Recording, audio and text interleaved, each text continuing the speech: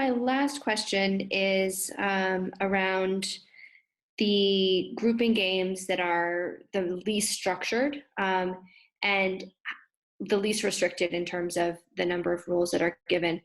I seem to be good at doing combined logic games, linear ones, but when it comes to the lack of clarity around how many could be in a group versus not in a group, I often freeze up and get a bit nervous or don't really know who's in, who's out, and those seem to take the longest for me. And there are times when I'll do several of them in a row and I'm really finding my stride and it clicks, and then there are other times I'll get to a game and it's like I haven't seen something like this in several weeks, even though I know I have.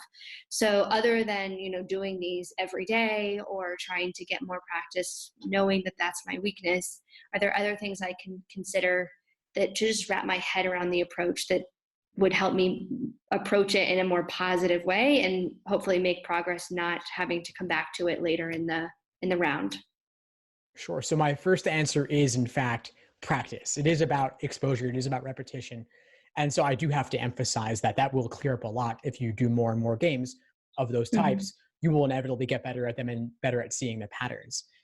The other thing I'll say, though, is that the LSAT as a whole is really a test of recognizing just how little we know, just how much uncertainty there is, even given a set of facts.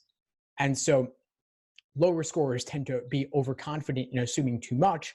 The higher scorers tend to recognize just how little they can actually infer. So if this is really apparent with logical reasoning, but it does also apply to games where, given the rules, things are still really open-ended. Some games, of course, are a bit more regimented and there are only a few major possibilities, but grouping in out games with an undefined number of variables in or out, maybe you could have one, maybe you could have all seven if there are seven. And so just recognizing that it is very open-ended and there are too many possibilities to list. I think you just have to keep that in mind and just run with the rules that you're given. Thanks for tuning into the show. Please subscribe if you haven't done so already to be notified of new episodes as I release them.